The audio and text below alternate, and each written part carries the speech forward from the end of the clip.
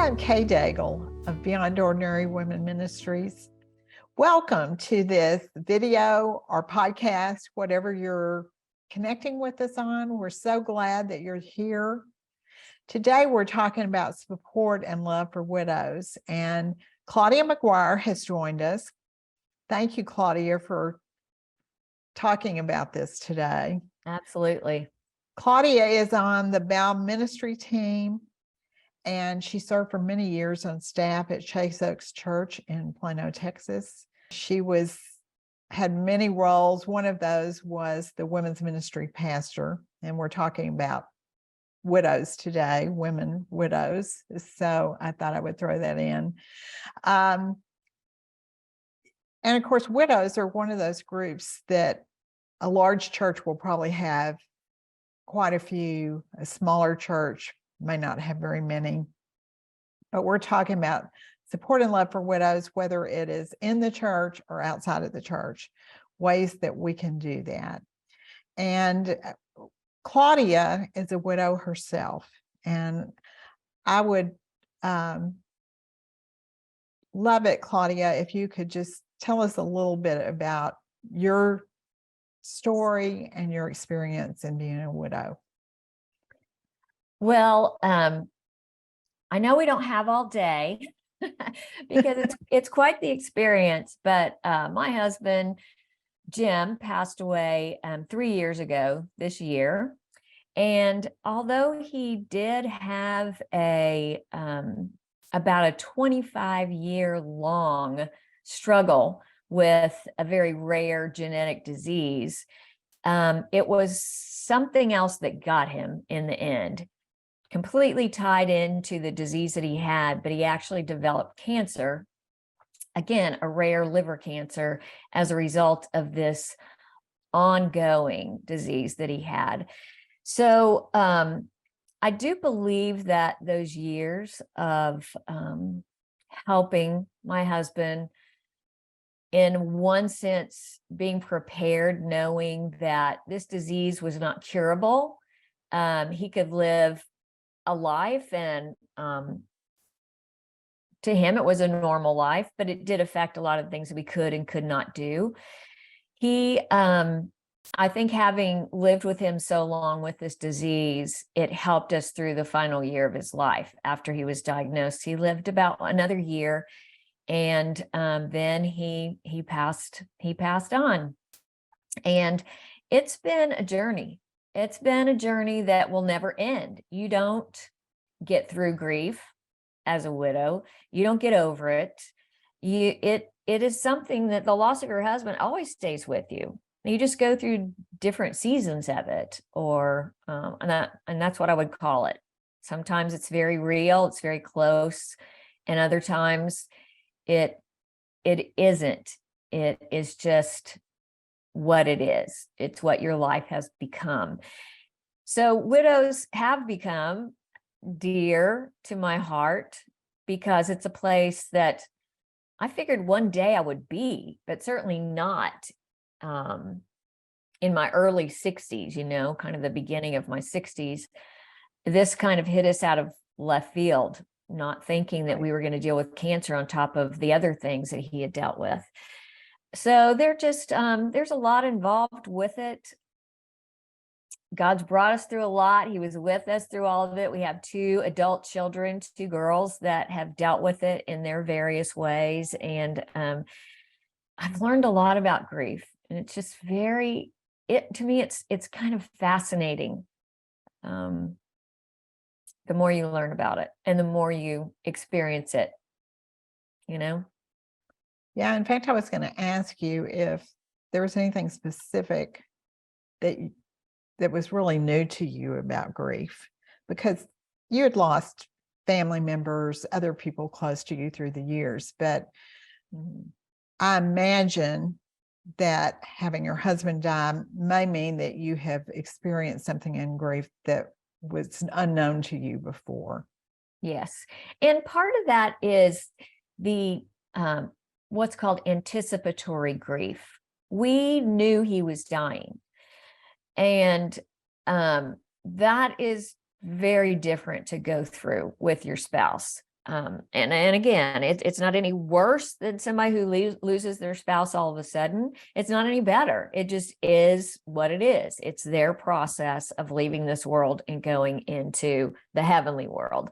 But what's interesting about how I reacted to it was, for at least the first year, which he died in January of 2020 and COVID hit immediately.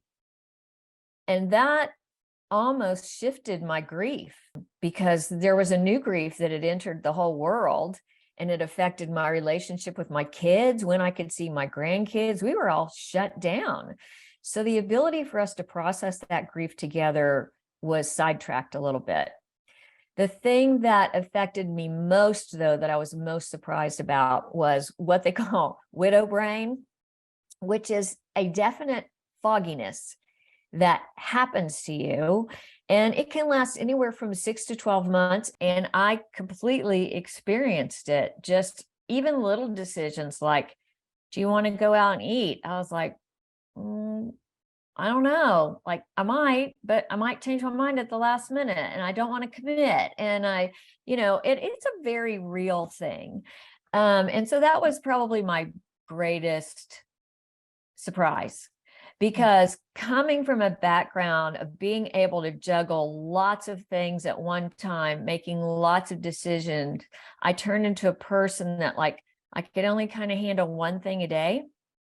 But that also has a lot to do with COVID, and COVID brought its own set of grief with it. I mean, and so whatever it was that caused all that, I think it was just the combination did that. And as a result of that too, I learned in talking with other widows and meeting them that we grieve differently.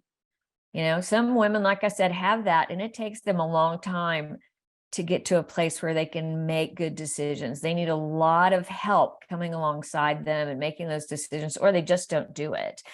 But we do grieve differently. And although widows have this commonality of we've lost our spouses, we're also still just very different. It's not one size fits all. And that's something to remember. We don't lose our uniqueness just because we become a widow. Right. And there are widows of all ages. I mean, I read that the average widow is 59 years old. 59. Which is not what I expected at all when I was looking it up. So obviously there are widows much younger and widows much older, but the average widow is 59 years old. So that means the younger widows, many of them probably still have children at home. So they're not only have become a widow, but they become a single mom all at the same time. Yes. And absolutely. For many of the really old widows, they grew up in an era where they didn't do any of the finances. There are just many things that the culture at that time women did not do, and they have to suddenly pick up a lot of skills. Yes. Which widow brain would make it even more difficult. Yes. To feel like you have to learn how to do these things yourself. Mm-hmm. So the needs would be very varied for widows, right? So how do we in the church, or how do we personally attack that in any way? How do we support and love these widows when the needs could be so vast and different, and the answers could be so fast and different? And that's a great question. And it's a question that I think I'm continuing to learn the answer to, or the answers to. And I think we will always, as long as women continue to become widows. You mentioned the statistic of, the average age is 59. I think I was 63. Not only that, but the statistics also show that we lose 75% of our friendship base when our spouse dies, because so many of our friends are couples and they were couple friends and they did golf together or they traveled together, Right. whatever. And that's a big deal. There are 2,800 new widows every day. There's over 11 million in the United States. But the statistic that I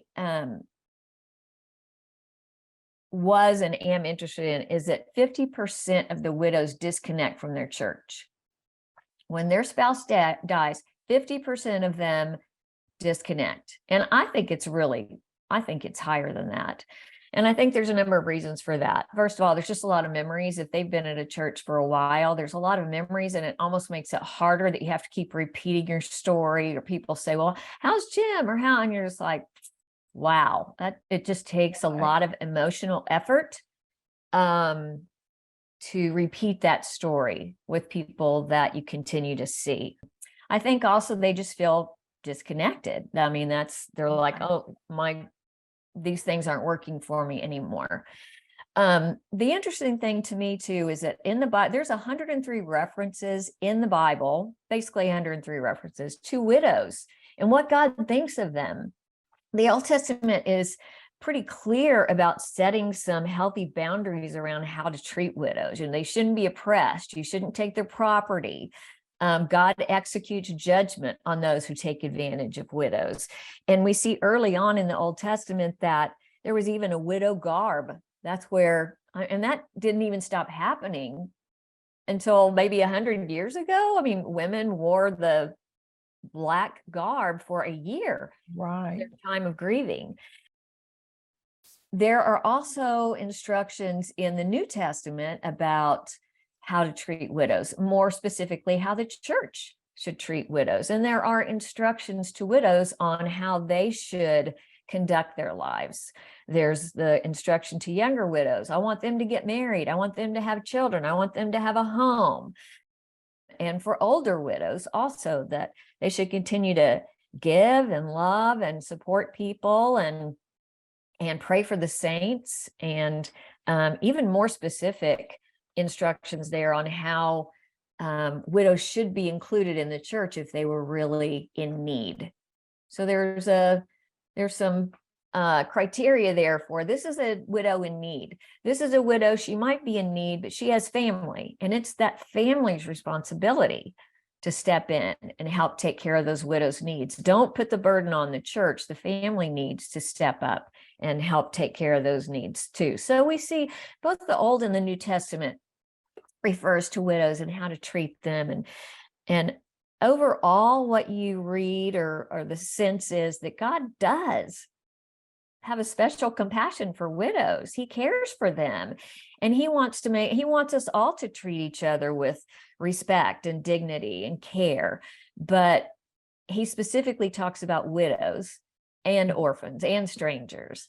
Right. And we need to remember that there's an instruction for us in the word of what we need to do and how we need to come alongside widows. So I think there is a role for the church, and I think there is a role for individuals. Right. I know yesterday I was at a funeral. A friend is a new widow, and I noticed a row of women at the funeral, and I knew that I didn't know all of them, but several of them I knew were widows. And I know that they have developed a group of widows, even without a ministry within this church. And all of them are members of this church where the funeral was. But they have developed a group that they do things with, that they go to things like funerals together, they go other places together. I just thought that was really healthy. And I was thinking about it because I knew we were going to be talking about it today. But I looked at that and thought it was real healthy. And I know that where my husband plays golf, there's a group of widows that they eat together every single Friday night. Every Friday night, if you're there, you can see. And through the years, actually, the group has grown. The table has gotten larger.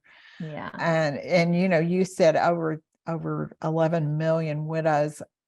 I don't even think that those statistics take into account all of these COVID widows that we have, because COVID has killed men more than women. And so it probably has enhanced that number well beyond 12 million at this point.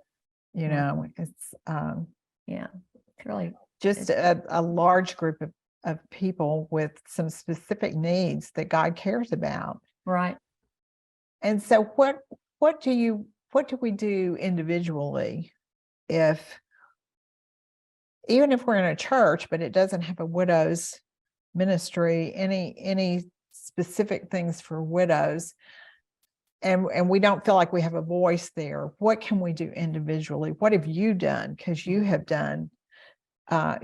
begun your own group. Right. Within that first year of my husband's passing, I felt God was impressing upon me the need to start a group. He's like, it wasn't like, do you want to do this? It felt more like you need to do this. And I had decided early on, yes, I do need to do this, but COVID is raging. It won't be this year. We'll see what happens next year. And so, interestingly enough, a friend of mine had contacted me. She called me and she was interested in starting a group. And she said, would you be interested? And I said, have you been talking to a friend of mine that I mentioned this to? And she said, no, it's just something I've been wanting to do. And it'd be great, I think, if we could do it together. So between the two of us, we knew really about 15 other women who were widows at various stages, some long time, some recent, and we decided to just start there. So we knew the need. We knew there was a need. We knew there were a number of widows in our church and just in our sphere of influence that were widows.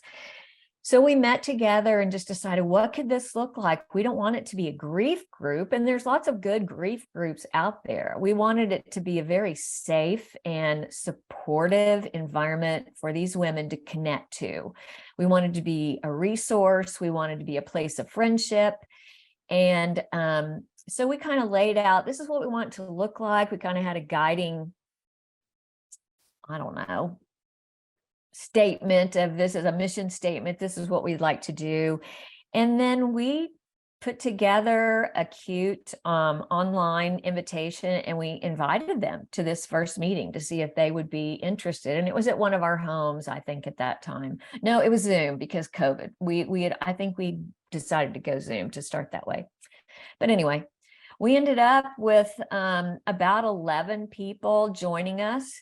As I said, widows are not the same. Some don't want anything to do with a widow group. They don't want anything to do with what they think might be a grieving situation. They don't feel the need to be in a supportive group, or they're just not ready.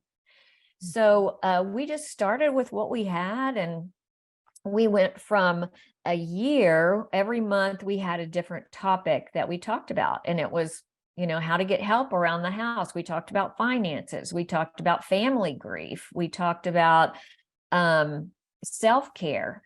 We talked about a lot of things that are very important to widows.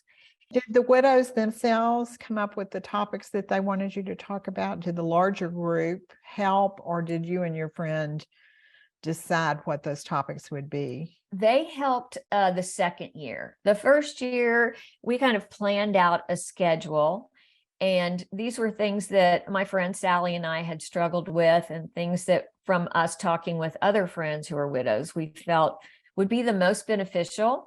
And then we thought, we'll just get feedback. We'll see how people respond to each one, or if people don't show up for certain ones, and kind of gauge where we are and move on from there. So we went from this group that was very almost topically oriented or self-help, to just a community of friends. And we've had people come and talk to us about various issues, or as we're meeting together, there might be a topic that comes up. There's a lot of needs within our group. There just have been a lot of needs, just have family needs, house needs, car needs. There's just a lot of physical needs, health needs. And so we went from more of a learning, teaching environment to supportive friendships. We meet for dinner We do social things a couple of times, 2 times a month. And sometimes now that's in our home, or it might be at a restaurant. And we talk about what we want to do. There's a lot of things we want to do, but half of our group works. So our timing is very different on when is the best time for us to meet. Part of our group doesn't like driving after dark. They don't want to drive long distance because, again, we have a wide age group in there and we have a wide interest group. So that's what I just did personally. And that group continues to meet, and I love them. And I love the thought of having them as a group of friends. Absolutely. So as far as a church is concerned, I know I've been in churches that had widows groups, but Yes. it all seemed to be, we'll feed you lunch once a month, and that's how we do this widows group. It wasn't, they didn't seem to be particularly educational about anything such as your group began. It was just more of a chance to be with other widows more than anything. And it was, we'll do this for you. I didn't think, there didn't really seem to be any widows involved in the planning or the carrying out of any of it, which I think is a mistake, because It is a mistake. I think one of the things is, it's not just that widows know what they want, but it's also the fact that I think many widows begin to feel they have no purpose in life, particularly if they have been caring for their husband for some time, and now that purpose is gone now that he has passed away. I just think that, and because most widows are older, not most, I guess it's not most, I guess it's about half, but the ones that are the widows that become widows, the newer widows, most of them are older. I don't know how that works, but anyway, but it is true. I did read that statistic as well. Women over 70 are the ones losing their husbands, but they probably don't live many more years, which is why the younger balance it out as that makes sense. Average. Yes. But losing your purpose can be really difficult. And, Yes. and so not to include them and let them do a lot of the planning and the carrying out of it, I think is a mistake. Yes. Is there anything else that you would suggest if a church is trying to do something for widows? Yeah, I think there are several things that a church can do. First of all, I think it's you've got to figure out who's going to do this. Is it the group's ministry? Is it the women's ministry? Is it, I don't know, what else is there? Is it a care ministry or a counseling ministry that starts this group? And see where that fits best. But I think you can also, if you've got a database, you can run your database and see how many widows do we have in our church. Yeah. And if you find that you've got a pretty big number, then yes, something needs to be done. If you don't have a huge number, but you still feel this is a direction we want to go, you can always partner with another church that, or 2 or 3 churches that you're like, hey, we want to start a widows group. Would you be interested in inviting your widows when we meet? And again, there's a lot of things you can do. And you're right, newer widows seem to have, especially that first year, seem to feel a different need than as you have become a widow longer. As time goes on, you gain those skills back. You begin to put together, a new or different or extended friendship base. Things change. And so you don't need to keep revisiting grief and how that affects your family. It's like now you've lived it and you know how grief affects your family. But a church, you could start it with a dinner group, a social group, a games night, a study group, a Bible study group, just a small group. It could be a prayer group. Widows can be incredible prayers because they sense things and they have a compassion or a new compassion for people with needs. So you can do that. Those are just a lot of groups that you could start. You could invite women to certain counseling things that you do. You could offer the love fund. If you have a love fund, do they need financial help? Do they need financial coaching? As you said, a lot of widows, they really didn't know how to handle a bank account or investment accounts, those kind of things. So there's a lot of things that can be done. And on the other hand, I think it also is beneficial to have a handyman, a resource list. Do we have groups that enjoy doing yard work? Do we have groups that, hey, they know how to install cameras, they know how to fix doorbells, they know how to, if you've got a group like that that just wants to help, and you develop a resource list that you also share with the widows that are in your church, there's a number of things that you can do. You don't have to start big and grandiose, but just start somewhere. And I completely agree with you that a widow needs to be on the ground floor of that. So if as a church, you've decided this is something we want to do in the next year, invite a widow in the church that would be interested in that has some leadership skills, or some team building skills, and get her involved in starting that ministry. I think it's crucial. Right. I think that's very, very important.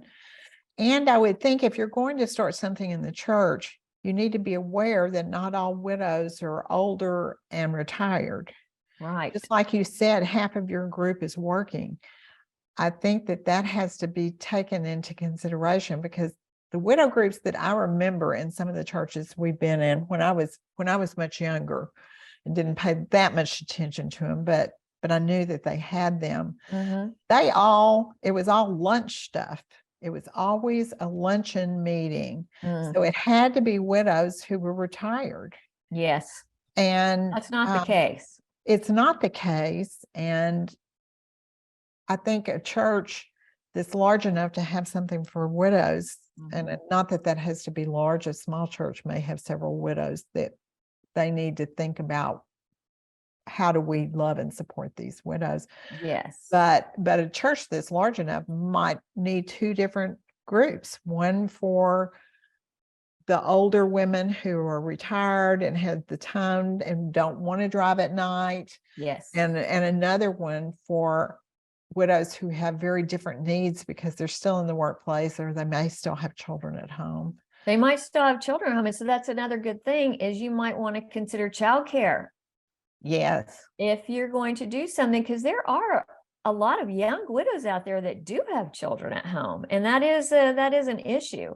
And we've tried things like our church has started doing a quarterly thing. This was something they decided last year. They wanted to reach out to the widows in the church, and so we've done crafty things. We've had somebody come and teach us a fun thing. We try to keep part of it light. We've had a woman come and talk to us about facing the holidays. How have your holidays changed? And we talk about that. We try to keep it different. We've also done Saturday morning things in our group. We've done evening things. But yeah, lunch just does not work. Middle of the day doesn't work. It's great if to start something like that. But yeah, there might be some widows that would be disconnected from that because they, as you said, they just can't do it. Yeah. Well, there are just a lot of factors to consider. And I think, as you suggested, getting the widows involved themselves to try to find ways to reach all the needs. I mean, you can't take all the needs of everybody, but at least make it not just a one size fits all type of ministry might be a good idea. Yes. And I mean, you could even, if you got a get together, you might take a survey of what are your most pressing needs? What are your top 3 needs right now? And that would also be, again, you can't meet all the needs, but there could be 1 or 2 of this group that you could say, oh, we could definitely help build into their lives by doing this. So it's a good way to find out. Absolutely.